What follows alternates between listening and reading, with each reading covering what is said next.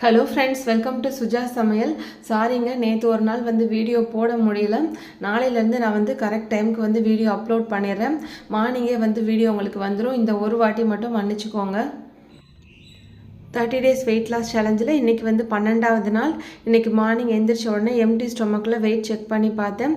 என்னுடைய வெயிட் 87.6. என் ஹஸ்பண்டோட வெயிட் 82 இருந்தது. எந்திரிச்ச உடனே 1/2 லிட்டர் அளவுக்கு தண்ணி குடிச்சிட்டு 9 மணி போல் பிரேக்ஃபாஸ்ட் எடுத்துக்கிட்டோம்.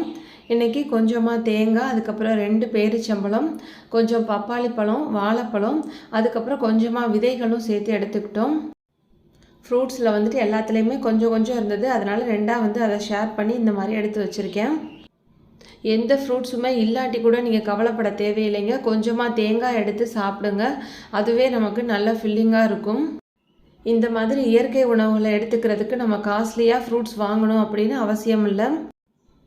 அதுக்கப்புறம் பார்த்தீங்கன்னா மத்தியானத்துக்கு சேலட் செஞ்சிடலாம் அப்படின்னு நான் ரெடி பண்ணிகிட்ருக்கேன். ஏற்கனவே நான் முளைக்கட்டி வச்ச பயிரில் கொஞ்சம் பயிர் மிச்சம் இருந்தது. அதனால் அதையே யூஸ் பண்ணிக்கலான்னு சொல்லி இந்த மாதிரி எடுத்திருக்கேன். அதே மாதிரி இந்த சேலட் செய்கிறதுக்கும் எல்லா பொருட்களுமே கண்டிப்பாக இருக்கணும் அப்படின்னு அவசியம் இல்லைங்க. நீங்கள் பாசிப்பயிரை மட்டும் முளைக்கட்டி வச்சுட்டு கொஞ்சமாக வீட்டில் இருக்கிற வெங்காயம், தக்காளி, கொஞ்சம் மிளகு, உப்பு மட்டும் போட்டு கூட சாப்பிட்டுக்கலாம். இல்லை உங்கள்கிட்ட கேரட்டு, அதுக்கப்புறம் நிலக்கடலை இதெல்லாம் இருந்ததுன்னா நீங்கள் அதையும் சேர்த்து போட்டு சாப்பிடுங்க. உங்கள்கிட்ட அப்போதைக்கு என்ன அவைலபிளாக இருக்கோ அதை நீங்கள் சேர்த்து சாப்பிட்லாம். கேரட் நிறைய இருந்ததுன்னா நல்லா க்ளீன் பண்ணிவிட்டு நல்லா சீவிட்டு நல்லா ஒரு கைப்பிடி அளவுக்கு நல்லா மென்று சாப்பிடுங்க. அதுவே நமக்கு நல்லா சாதம் சாப்பிட்ட மாதிரி நல்லா இருக்கும்.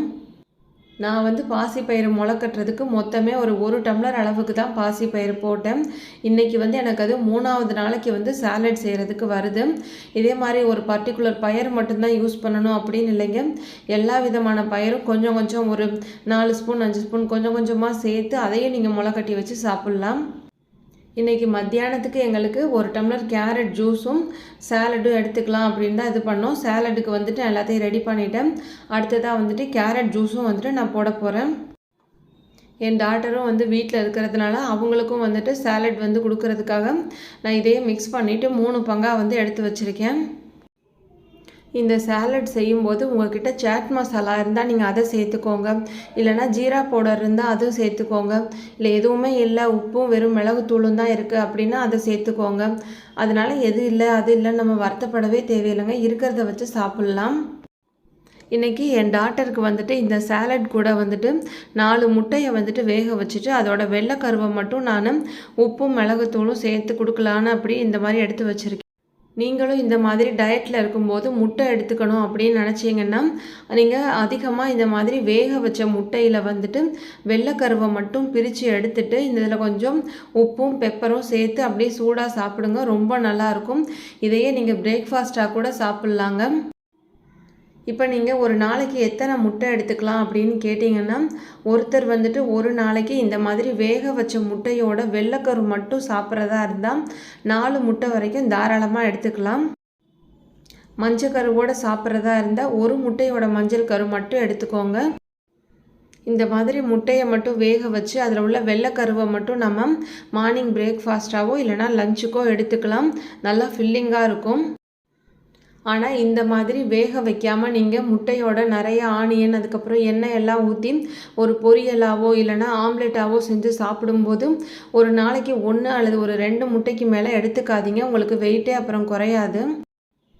ஏன்னா நம்ம எடுத்துக்கிற முட்டையோட கலோரியை விட அதில் சேர்க்குற வெங்காயம், அதுக்கப்புறம் ஆயில், இதோட கலோரி அதிகமாக இருக்கிறதுனால நமக்கு வெயிட் ரொம்ப கம்மியாக குறைய ஆரம்பிச்சிடும்.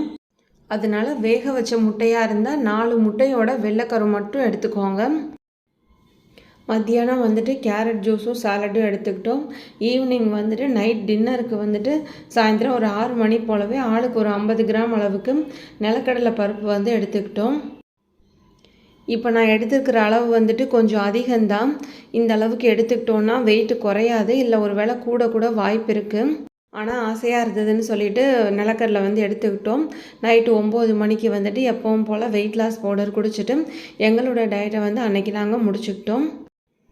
அடுத்து இன்றைக்கி வந்துட்டு 13வது நாள். இன்றைக்கி மார்னிங் ஃபஸ்ட்டு என்னுடைய ஹஸ்பண்டுக்கு வந்து வெயிட் செக் பண்ணி பார்த்தோம்.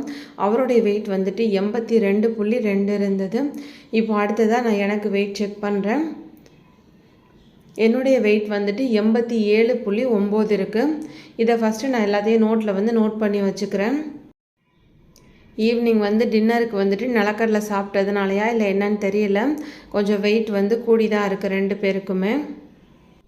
நான் அன்றைக்கி ஒரே ஒரு நாள் நைட்டு பர்த்டே ஃபங்க்ஷனில் சாப்பிட்டதுனால இந்நேரத்துக்கு இல்லைனா நான் ஒரு 86 அந்த சம்திங் வந்திருப்பேன். இப்போ பாருங்கள் 88.1க்கு போய் திருப்பி 87.6. இன்றைக்கி வெயிட் வந்து பார்த்திங்கன்னா 87.9 இருக்குது.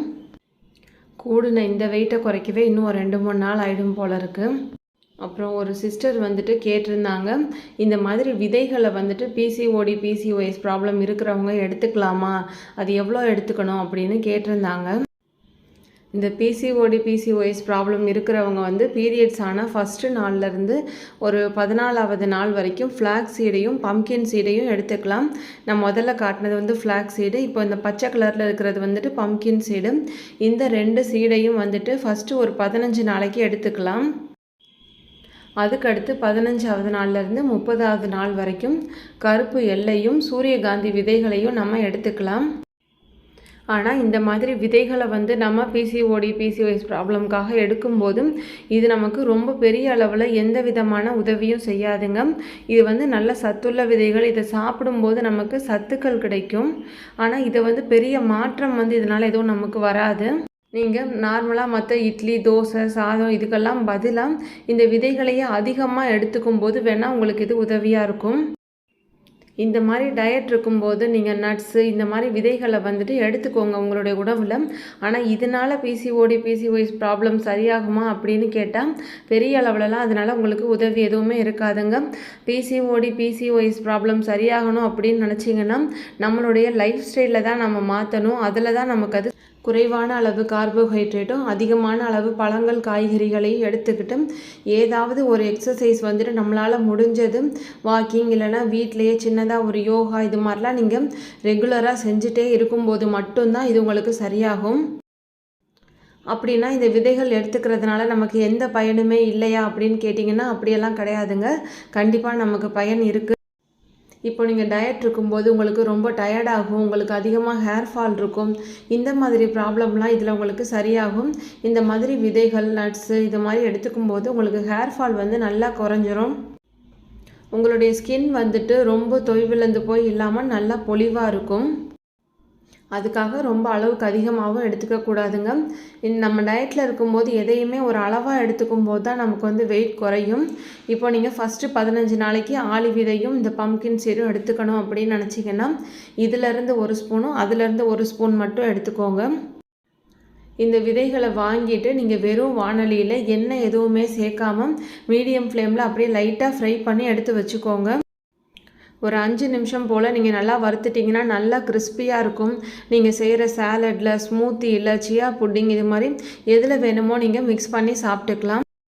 டே 13ல் வந்துட்டு நாங்கள் அடுத்தடுத்து ஃபுல்லாக லிக்விட் ஐட்டம் மட்டும்தாங்க எடுத்துக்கிட்டோம். இப்படி தான் எங்களுடைய 13வது நாள் டயட் முடிஞ்சது. நாளைக்கு வீடியோவில் பார்க்கலாம். பாய்.